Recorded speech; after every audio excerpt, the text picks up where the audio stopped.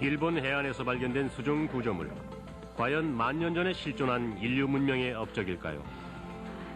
우리가 지금까지 모르고 있었던 지금까지 한 장이 모습을 드러내는 순간입니다. 과연 이 구조물은 인간의 천재성이 이루어낸 업적일까요? 아니면 그냥 지칭일까요? 유물처럼 생겼다고 다 유물이 아니죠.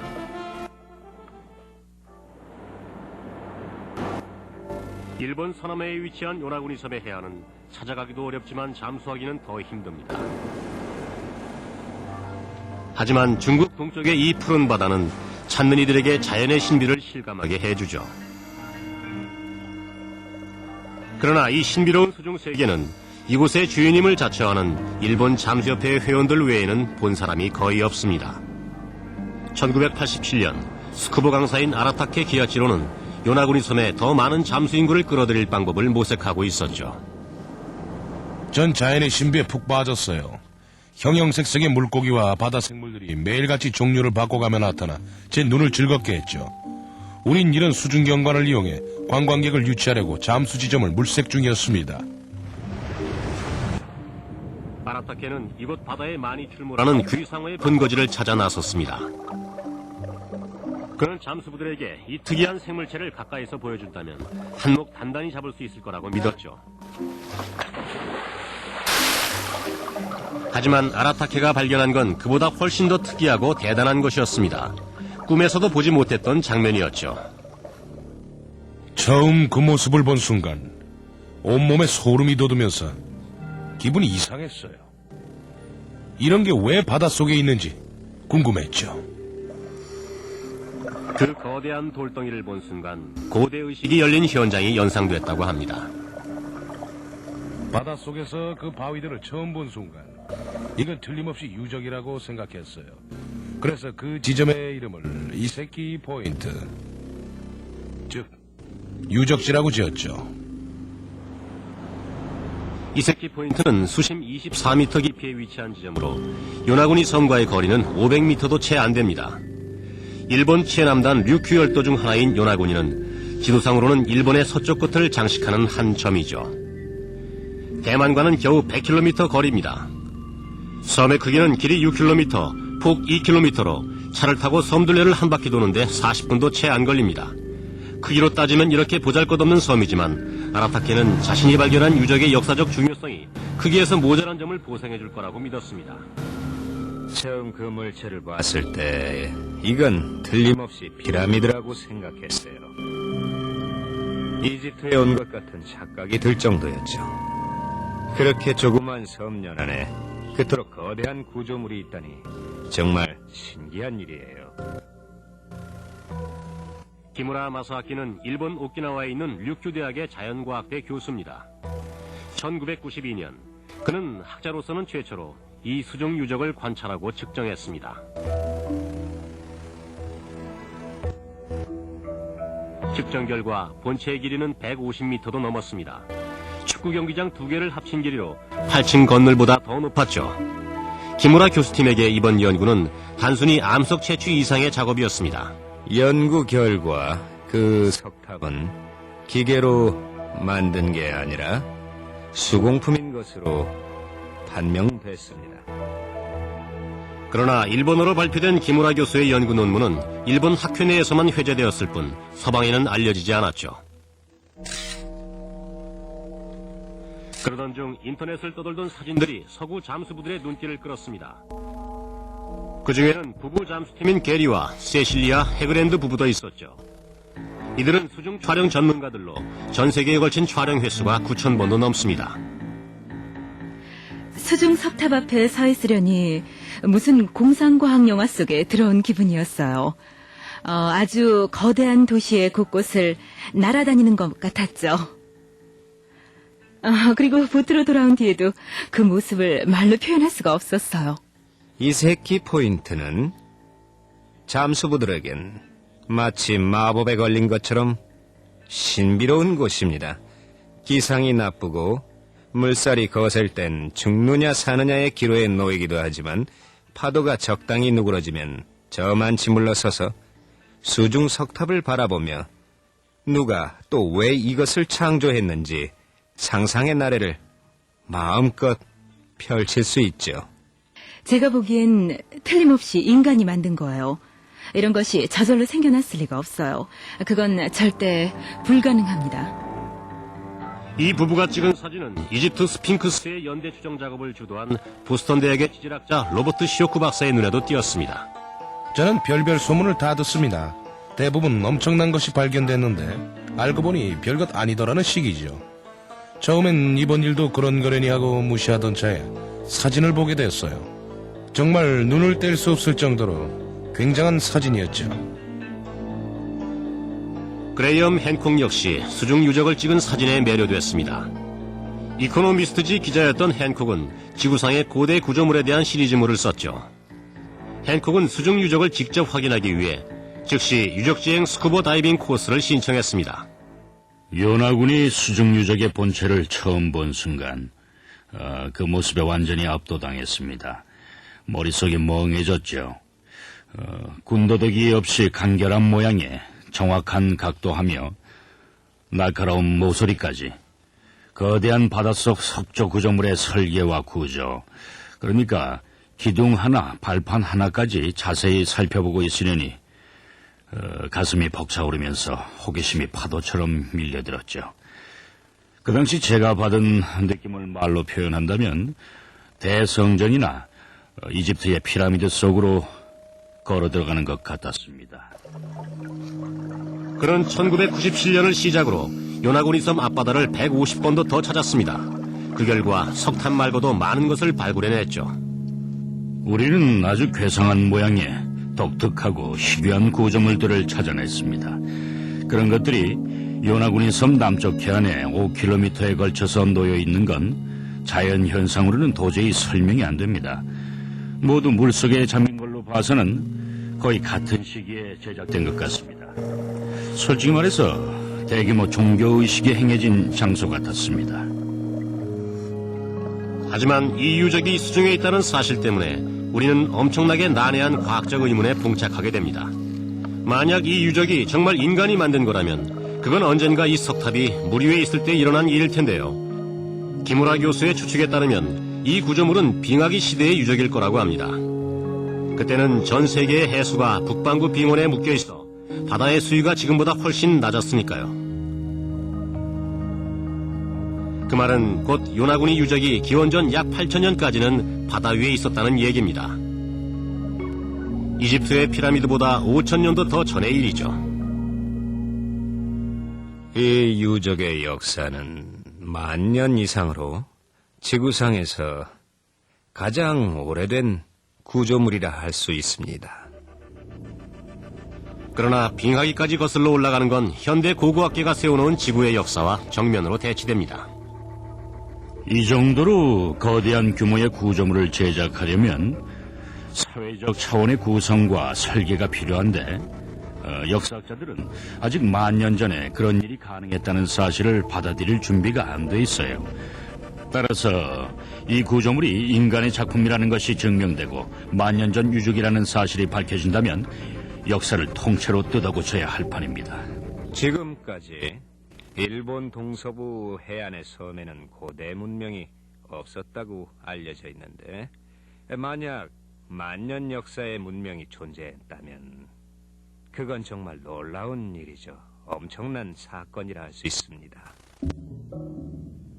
학자들에 의하면 기원전 8,000년 무렵의 인류는 원시 수렵인으로 구석기를 사용했으며 조직화되지 못한 시족을 이루고 살면서 방랑 생활을 했다고 합니다.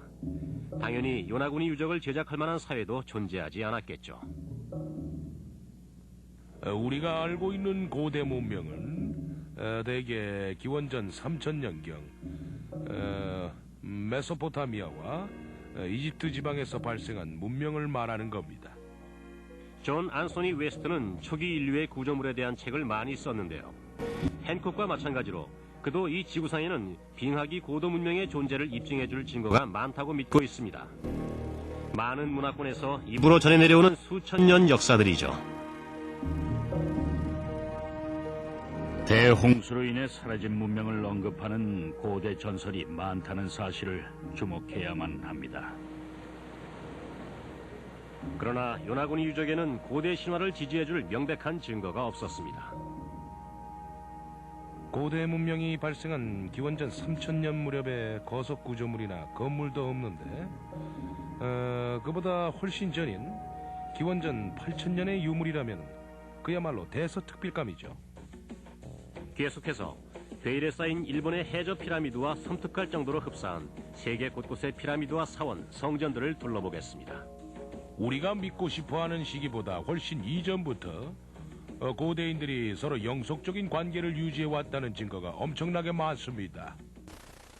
지난 몇 해 동안 요나구리를 찾으면 찾을수록 점점 더 인간의 작품이라는 데 확신을 갖게 됐어요. 이제 우리가 맞닥뜨린 의문점은 인간이 만들었느냐가 아니라 언제 만들어진 것이냐 하는 겁니다. 도대체 누가 만들었고 어디에 쓰려고 만든 것일까요?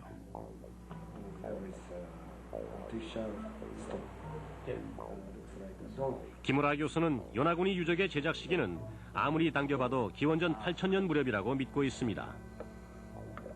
그때가 이 지점이 바다 위에 있었던 시기이기 때문이죠. 정말 이 시기가 맞고 이 유물이 인간의 작품이라면 그걸 만든 사람은 도대체 누굴까요? 그 해답을 찾기 위해서는 전설을 들춰봐야 했습니다. 기원전 360년경 그리스의 철학자 플라톤은 그 전까지 말로만 전해 내려오던 서구의 전설을 처음으로 문자로 기록했습니다. 그건 아틀란티스에 대한 전설로 기원전 만년경에 발달된 기술 문화를 꽃피웠던 사람들에 대한 얘기였죠. 그러나 이 위대한 선사시대 사회를 상상한 건 플라톤뿐만이 아니었습니다.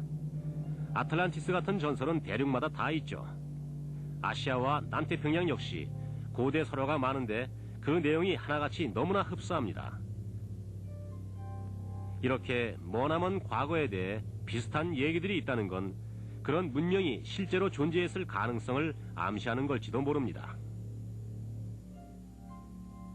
지금까지 밝혀내지 못한 고도의 문화와 문명이 머나먼 고대에 존재했을 거라는 생각은 꽤 설득력이 있습니다. 그런 문명이 존재했다가 기원전 3500년경 흔히 우리가 알고 있는 고대 문명이 발생하기 전에 소멸되거나 멸망한 거죠. 중국 고대 설화에는 팽자라는 지명이 등장합니다. 중국 동쪽에 있는 섬으로 그 섬 사람들은 하늘을 날고 영생을 누리는 약을 갖고 있다고 했죠. 그런가 하면 이스터 섬의 주민들은 자신들이 히바라는 신의 후손이라고 믿고 있습니다. 또 하와이 고대 찬가에서는 무라는 서쪽으로 흘러가는 섬에 사는 신비한 사람들을 얘기하고 있죠. 요나구니 유적은 무라는 섬의 실존을 증명해주는 결정적인 증거입니다. 요나구니 섬과 유적지가 연결돼 있을지도 모릅니다. 솔직히 저는 우리 모두에게 전해진 문화와 문명의 뿌리가 이곳에 있는 건 아닌지 가서 구경이라도 해야 한다고 생각합니다. 무든 팽자든 아틀란티스든 간에 전설상의 지점들은 한 가지 공통점을 갖고 있습니다. 그토록 위대했던 고대 문명이 엄청난 홍수로 파괴됐다는 거죠. 전 세계에 걸쳐 홍수와 관계된 설화는 600가지도 넘습니다. 홍수나 재난 설화가 많은 이유는 그것들이 지닌 보편성 때문입니다. 아무도 심각하게 받아들이거나 자세히 알아보지 않지요. 그런데 요나구니에서 발견된 물질적 증거가 전설과 딱 들어맞은 겁니다. 만약 이 구조물이 빙하기 때 육지에 건설됐다면 빙하기가 끝나면서 붕괴됐을 수도 있죠. 만 년도 넘게 끄떡없던 빙하가 약 17,000년 전 갑자기 녹기 시작했어요. 완전히 다 녹는 데는 8,000년 가까이가 걸렸지만 그 8,000년이란 기간 동안 3번의 대홍수가 있었습니다. 따라서 바닷가에 살던 사람들은 눈 깜짝할 사이에 쓸려 들어갔을 수도 있습니다. 지질학적 관점에서 본다면 그야말로 하룻밤 사이에 바다 수위가 30m 가까이 올라가 버린 거죠. 그러나 역시 전설에 따르면 그런 대홍수가 섬을 집어삼키는 와중에서도 생존자가 있었습니다. 파도 속에서 표류하던 사람들이 전설을 퍼뜨리고 자신들의 문명이 쌓아올린 지식을 전 세계에 전파한 거죠. 물질적인 증거나 전설, 그 신화상의 증거보다 더 중요한 것은 그들이 세상에 전파한 지식입니다. 제가 보기엔 비슷한 형태의 피라미드와 보편적인 계산법, 숫자 상징체계 등이 공통된 고대 문명이 있었다는 강력한 증거입니다. 안소니 웨스트는 그로부터 7,000년 뒤 비슷한 시기에 그 다음 문명이 발생했다는 것도 결코 우연의 일치가 아니라고 합니다. 그들은 비슷한 구조물을 건설했죠. 이집트와 캄보디아의 앙코르와트는 수천 킬로미터나 떨어져 있는데도 말입니다. 또 이런 건축물들은 요나구니 유적의 석탑과 놀랍도록 닮았습니다. 오키나와에는 기원전 1000년경에 지어진 의식용 건물 나카규시쿠 사원이 있는데요. 미크로네시아에 위치한 폼페이 섬에도 넓지만 연대를 알 수 없는 난모달이라는 구석기 유적지가 있습니다. 그리고 페루의 트루질로 근처에는 세상을 놀라게 한 유적, 태양의 신전이 있죠. 고대 잉카 제국 건물의 특징인 불규칙한 형태의 계단 역시 요나구니 유적에서도 발견됩니다. 고대인들은 몇 세대에 걸쳐 지식을 전달한 것 같습니다. 그 과정에서 지식을 전달하는 집단의 그 교양 수준이나 또 문화가 가미됐을 수도 있죠. 세계에 흩어져 있는 이 유적들은 모양뿐만 아니라 하는 역할도 비슷합니다. 영국의 스톤헨지나 또 몰타의 거석사원 같은 고대 구조물엔 공통점이 있습니다. 인간 스스로 거대한 돌을 자르고 또 다듬었다는 것하고 천문학적 방향에 맞춰 위치가 정해졌다는 점이죠. 요나구니 유적 역시 비슷한 양상을 보이고 있죠. 이럴 가능성도 있습니다. 지금으로부터 약 10,000년 전, 그러니까 요나구니 섬 일대가 바다 위에 떠올라 있었을 때 요나구니 섬이 북회귀선 상에 있었던 겁니다. 고대의 북회귀선 말이죠. 그럴 경우 이것은 천문학적으로 매우 중요한 위치가 됩니다. 이 유적을 만든 사람들은 방향을 알기 위한 도구나 어떤 천문학적 목적으로 이것을 사용한 것 같습니다. 유적 근처에 태양석이라고 부르는 돌이 하나 있는데요. 이 돌이 해시계였는지 아니면 어떤 종교적인 목적으로 쓰였는지 확신할 수는 없지만 긴 막대기 모양을 한 돌의 양쪽 끝은 남북을 가리키고 있습니다. 과연 요나구니 유적은 아틀란티스 신화와 대홍수, 그리고 고대 사람들이 가졌던 지식의 원천일까요? 아니면 어쩌다 우연히 겹쳐 바위들이 한데 모인 걸까요? 학자들은 대부분 후자 쪽을 지지하는 분위기입니다. 고고학자나 역사학자들은 대개 자신들을 인류의 고대 문화에 대한 전문가로 여기고 있기 때문에 과거에 대한 건 뭐든지 전부 다 알고 있다고 생각을 하고 있습니다. 따라서 그들이 모르고 있던 중대한 시대가 등장한다면 대단히 위협이 되겠죠. 그렇기 때문에 요나구니 해적 구조물 같이 매우 흥미로운 유적이 발견되었을 때도 냉철하게 학구적으로 조사에 임해서 판단을 내리기보다는 대부분 시작 단계에서 무시해버리고 더 이상 알려고 하지도 않는다는 겁니다. 그러나 학자들이 고대 신화에 등장하는 지점을 조사해서 사실을 밝혀낸 예도 있습니다.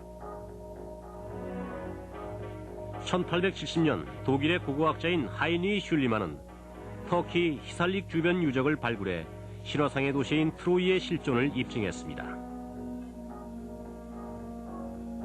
그보다 훨씬 최근인 1992년에는 우주왕복선 챌린저호에 탑재된 지구 형상 촬영 레이더가 이슬람 전설에 의하면 신에게 파괴돼 사막이 집어삼켰다는 신화상의 도시 우바르를 찾아내기도 했죠. 요나구니에도 그런 과학적인 노력이 더해진다면 비슷한 성과를 거둘 수 있을까요? 고고학계가 물 위에 떠있는 증거에만 집착을 한다면 절름발이 신설을 면치 못할 겁니다. 불행하게도 아직 그 한계를 넘지 못하고 있어요. 이젠 홍수에 잠기기 전 인간들이 살았던 곳도 조사해야 합니다. 요나구니 유적은 있는 그대로를 인정하라고 촉구하고 있습니다. 현대의 고고학계는 단지 바닷속에 있다는 이유로 어쩌면 존재했을지도 모르는 인류 문명의 역사 중 커다란 부분을 무시하고 있습니다. 계속해서 지질학자인 로버트 시오크 박사가 드디어 요나구니 유적 탐사에 나섰는데요. 거기서 전혀 예상치 못한 걸 발견했다고 합니다. 굉장히 아름답고 흥미로웠지만 사진하고는 전혀 달랐습니다.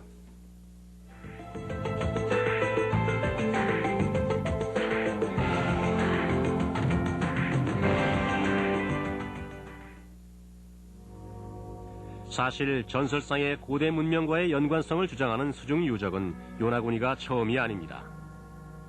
1960년대 아마추어 고고학자들은 카리브해 해저에 깔린 돌들이 비미니로드, 즉 인류가 건설한 아틀란티스로 가는 도로라고 줄기차게 주장했지만 지질학자들은 해변의 바위가 부서진 거라고 일축했습니다. 또 1980년대는 러시아 잠수부들이 대서양 한가운데 아두레스 제도 근해에서 아틀란티스 시대의 유적을 발굴했다고 주장했죠. 하지만 아직까지 그 탐사에서 찍은 사진은 한 장도 공개된 바가 없습니다. 요나구니는 과연 말도 안 되는 억측일까요? 1997년 로버트 시오크 박사가 요나구니 섬에 도착했습니다. 그는 서구학자로는 최초로 유적지까지 잠수를 감행했는데요. 그는 학계의 주류와 비주류를 오가는 학자라는데 자부심을 갖고 있습니다. 학자로서 저는 정통 코스를 밟아왔습니다. 예일대에서 지질학과 지구물리학으로 박사학위를 받았고 대단히 트레메인 연구활동을 해왔죠. 그러던 중 1989년에서 90년 2년간 이집트의 스핑크스 탐사에 참가하게 됐습니다. 전통적으로 스핑크스는 기원전 2500년경의 유적이라고 알려져 있지만 제가 보기에는 바위의 침식 형태와 침식된 양, 그리고 그 지방의 날씨와 지진 활동 등 여러 가지를 종합해서 볼 때 스핑크스는 적어도 기원전 5000년경 제작에 착수한 유적이라는 결론을 내렸습니다. 어떻게 보면 혁신적인 결정이었죠. 어떤 사람들은 칭찬삼아 저더러 편견이 없는 학자라고 하는데 솔직히 그런 말을 들으면 기분이 좋습니다. 꼭 거기까지 가서가 아니라 보지도 않고 무시해버리는 건 덮어놓고 부정하는 태도잖아요. 전 일본에 인류 최고의 고대 유적이 있을 가능성도 완전히 배제하지 않고 있습니다. 그러나 그 말이 끝나기가 무섭게 시오크 박사는 곧 있을 발굴 작업의 결과를 암시하는 말을 덧붙였습니다. 해변으로 내려가 봤는데 파도가 바위를 때리는 강도가 엄청나게 센 것 같더군요. 그 정도 파도면 계단처럼 보이는 구조물을 형성할 수도 있습니다. 시오크 박사는 잠수가 처음이기 때문에 아라타케 씨가 요나구니 유적까지 안내를 맡았습니다. 1987년에 이 지점을 발견한 주인공이죠. 소설가인 존 안토니 웨스트와 그레이엄 행콕 역시 이들과 동행했는데요. 좁은 통로를 지나 유적을 본 순간 세 사람이 받은 인상은 각각 달랐습니다. 통로 양편으로 거대한 돌이 2개씩 쌓아 올려져 있는데 아래 위에 두 돌이 만나는 지점이 양쪽 모두 정확히 일치했고 통로의 윗부분도 납작한 돌로 완전히 막혀 있습니다. 마치 골문의 유래가 된 스톤헨지 유물처럼 말이죠.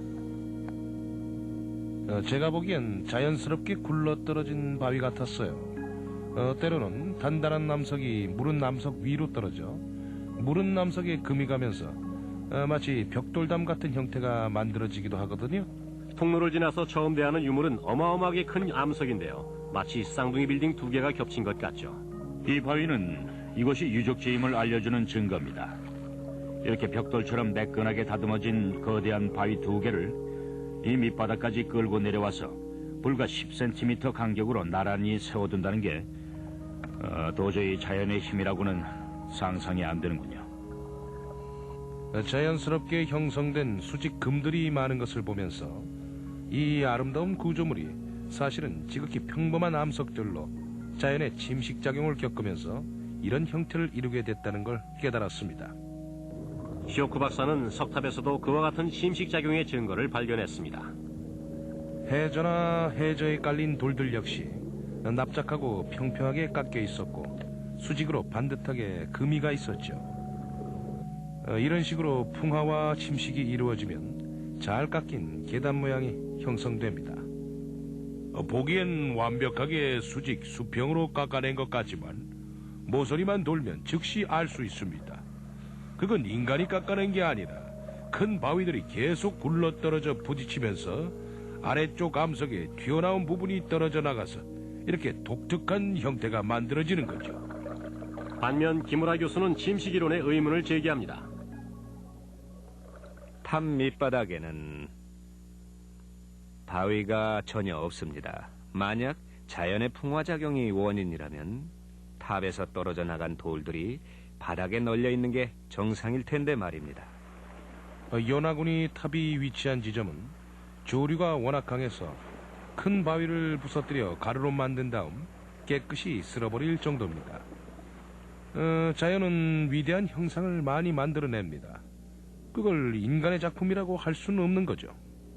시오쿠 박사에 의하면 사진상으로는 각도가 정확해 보이지만 실제로 가보면 그렇지도 않다는군요. 하지만 논쟁을 벌일 정도로 정확한 각도가 저절로 만들어질 수 있을까요? 산호와 해면, 해초로 뒤덮여 있어 암석 자체는 보이지도 않았습니다. 제 생각엔 그런 것들이 암석을 부식시킨 것 같습니다. 그래서 암석 표면이 얼룩덜룩해졌고 사람들은 그걸 보면서 시멘트를 떠올린 거죠. 자연이 만들어낸 이 시멘트 때문에 탑은 더욱더 인간의 작품처럼 보였던 겁니다. 그러나 김우라 교수가 보기엔 도저히 침식작용이나 해초 때문에 다듬어진 거라고 할 수 없는 곳도 몇 군데 있었습니다. 지름이 대략 70cm쯤 되는 구멍 3개가 일렬로 늘어서 있습니다. 이건 역시 저절로 생겨난 구멍으로 옥석처럼 단단한 성질의 암석이 바위 속에 박혀 있다가 바닷물의 작용으로 인해 옥석이 빨려 나오면서 완벽한 원형의 구멍이 생겨난 겁니다. 그 구멍 중 2개는 원형이지만 3번째 구멍은 육각형 모양인데 그것도 자연스럽게 형성된 걸까요? 제 생각에 기둥을 박아놓았던 구멍 같습니다. 탑 내부에서도 직각으로 깎여진 바위를 발견했어요. 탑 바깥의 직각이야 침식작용이나 파도의 힘이라고 할 수도 있겠지만 외부와 차단된 내부에서까지 직각이 발견됐다는 건 저로서는 정말 도저히 납득이 안 됩니다. 이번에도 시오쿠 박사는 자연편을 듭니다. 몇 번이나 바닷속에 들어가 그 작은 구멍들을 자세히 살펴봤지만 끌로 깎아낸 흔적처럼 인간의 작품임을 입증해줄 증거를 발견하지 못했습니다. 저는 이렇게 생각합니다. 이곳은 원래 바위나 지층이 약한 지점으로 유기체들이 일찍부터 자리를 잡고 정기적으로 위치를 옮겨다니며 살았던 거죠. 다들 별것도 아닌 구멍 몇 개에 매달리고 있지만 구멍도 역시 자연의 작용일 뿐입니다. 탑의 위쪽 발코니에도 인간이 깎아낸 것처럼 보이는 모양의 돌이 몇 개 있습니다. 위쪽을 둘러봤는데 거긴 더 했습니다. 발굴자들을 모욕하긴 싫지만 하늘에 떠가는 구름을 놓고 이러쿵저러쿵 하는 꼴이죠. 연화군이 유적의 한 부분만 놓고 말한다면은 저도 자연 생성론에 어느 정도 수긍을 할 겁니다. 하지만 이렇게 특이한 모양의 암석들이 한 곳에 집중되어 있는 모습을 볼 때는 이 모든 걸 자연이 해냈다는 말에는 도저히 동의할 수가 없습니다. 만약 헨콕이 자연 생성론을 조금이라도 인정한다면 시오쿠 박사도 인공 조형물일 수도 있다는 가능성을 제시할 텐데요. 김우라 교수가 바위에 무엇을 새긴 것 같은 자국을 보여주었는데요. 그건 인위적인 것일 수 있습니다. 비록 이 바위들이 만들어진 건 자연의 결과일지라도 고대 인류가 이를 활용했을 가능성까지 배제할 수는 없는 거죠. 물론 이건 우리 학자들에게 불리한 발견이긴 합니다만 지금까지 과거의 유물이라고 믿고 싶을 만큼 그럴듯한 증거는 단 한 개도 발견되지 않았잖아요. 단지 유물처럼 보인다고 해서 유물은 아니지요. 2000년 7월 히스토리 채널 탐사팀이 요나구니에 초청돼 직접 유적지 확인에 나섰습니다. 탐사팀은 사상 최초로 최근에 발굴된 무대라는 유물을 카메라에 담았죠.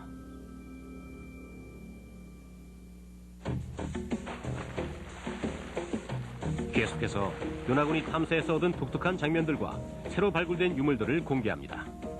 와, 내가 정말 뭔가 새로운 걸 찾아낸 건가요? 난 사진만 찍었을 뿐인데. 탐사는 시작부터 불길했습니다. 태풍이 오고 있었죠. 밀려오는 구름과 굽이치는 파도가 나쁜 징조로 보였는데요.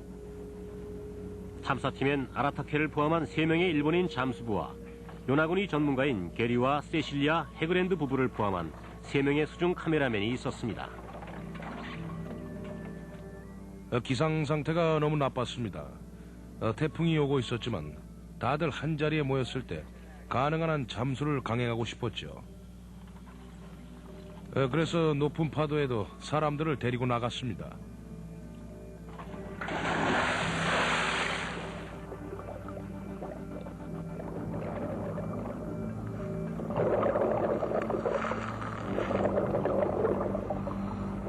당시 기상 예보대로라면 그날 말고는 물에 들어갈 수 있는 날이 없었습니다.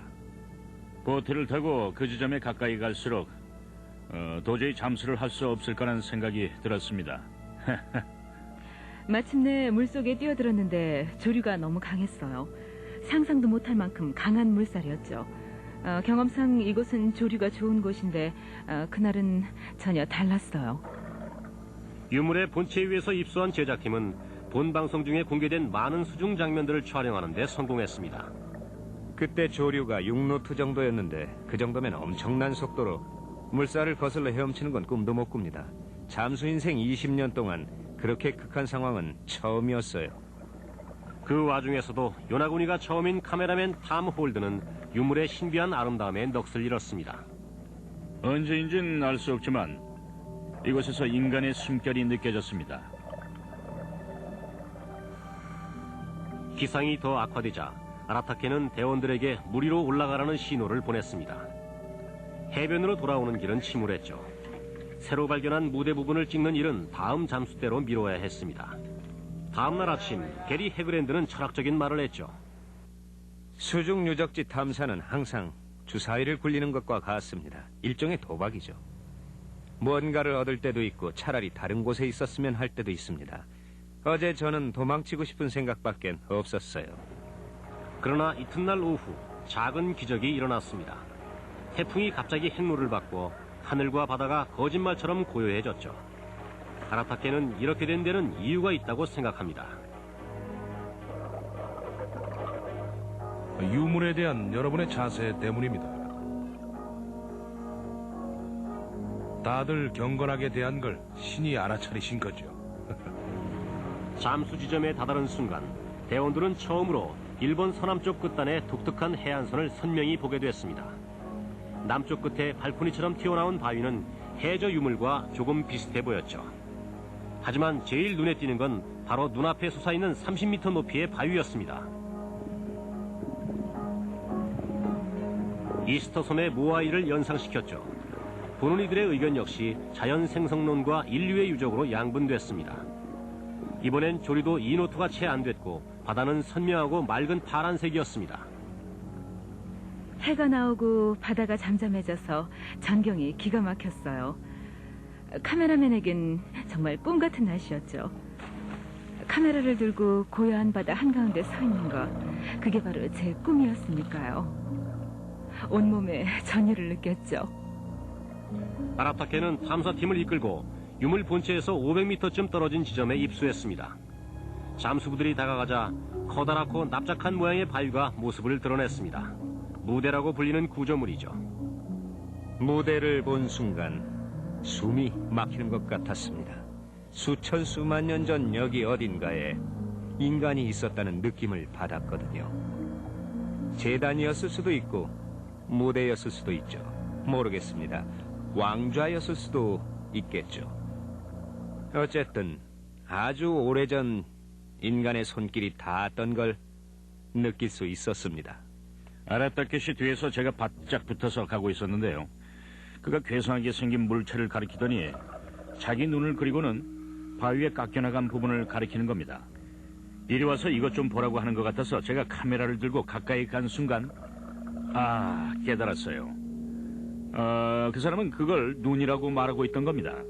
하지만 너무 가까워서 전 구체적인 형태를 볼 수가 없었죠. 그래서 카메라를 들고 뒤로 자맥질을 하는데 갑자기 바위의 모양이 한눈에 딱 들어오는 겁니다. 무대 측면의 조각은 완벽한 얼굴 형상이었죠.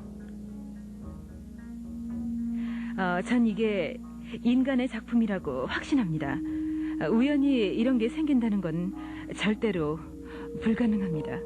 저는 그 얼굴 모습의 바위를 본 순간 전 이집트가 아닌 중앙 아메리카의 마야 석상을 떠올렸습니다.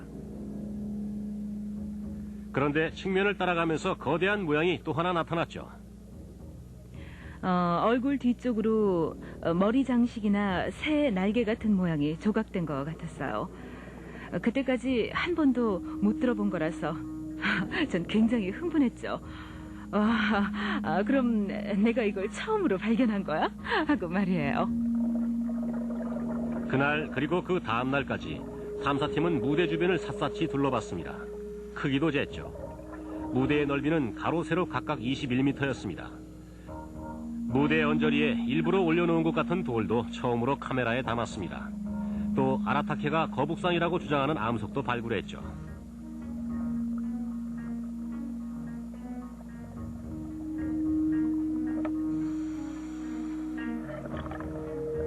조각으로 의심되는 바위 위의 자국도 찾아냈습니다.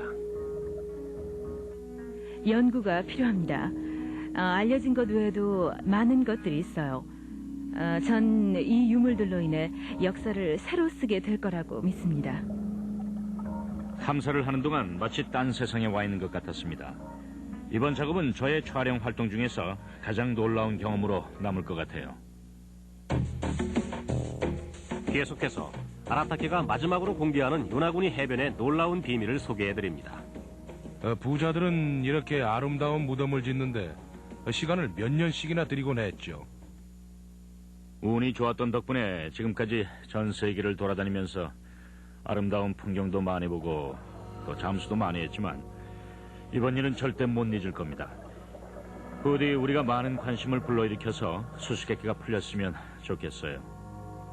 유적을 보러 온 사람들은 대부분 처음엔 유적에 대해 무척 회의적입니다. 하지만 물속에 들어가 실제 유적을 보고 나면 99%는 그 모습에 매료돼서 잔뜩 흥분한 채 돌아가곤 하죠. 그런 걸 제가 발견했다니 정말 기쁩니다.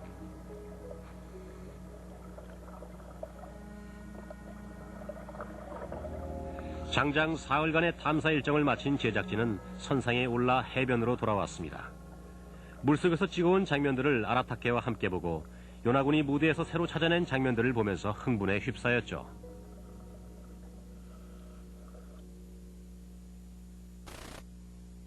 기무라 교수는 각 분야의 사람들로부터 많은 정보를 얻고 싶어 했습니다. 훌륭한 분들과 함께 잠수하고 새로운 유물도 2개나 발굴해낼 수 있어서 대단히 영광이었습니다. 당장 기무라 교수님께 보고를 해야 되겠습니다. 그런 다음 요나군이 유적 위쪽 바람이 거센 언덕 위를 오른 아라타케는 섬에서 가장 오래된 묘지를 보여주었습니다. 언제적 무덤인지는 알 수 없었지만 그 형태가 해변에서 500m 떨어진 해저 유적과 아주 흡사했죠. 이 무덤과 유적 사이에 모종의 관계가 있는 게 분명합니다.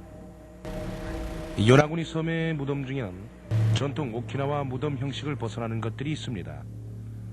제가 알기로는 그것들이 더 오래된 무덤으로 암상에 조각을 새겼죠. 굳이 구분 짓는다면 그 무덤들은 다른 양식을 따른 것들로 요나구니 해저 유적과 흡사한 모양을 하고 있습니다. 설사 요나구니 유적 자체는 어쩌다 우연히 만들어진 결과라고 해도 고대인들이 유적을 둘러보고 활용하고 그 주변을 돌고 숭상하면서 그것들을 어느 정도 흉내냈을 수도 있습니다. 과연 요나구니 유적은 자연 생성물로 초기 섬 정착민들에게 영감만 주었을 뿐일까요? 아니면 세계에서 가장 오래된 인공 건축물로 전설상의 선사시대 문명의 흔적일까요? 지금으로선 경험에 기초한 추측만 할 뿐이죠. 이 신비한 지점의 중요성을 깨닫기 위해선 학계의 심층적인 연구가 행해져야 하지만 아직까지 그런 연구는 계획된 바 없습니다. 일본 어느 섬의 바닷속에 유적으로 의심되는 기이한 형태의 바위들이 들어서 있는 현상이 알려졌는데도 조금이라도 시간을 내서 그 문제를 들여다보려는 학자가 없어요. 이건 세계 학계가 당면한 크나큰 문제라고 할 수 있겠습니다.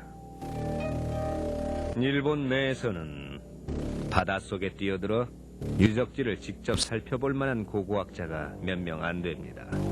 따라서 다른 나라의 학계 인사들이 직접 보지도 않은 채 제멋대로 상상해서 결론을 내버렸는데요.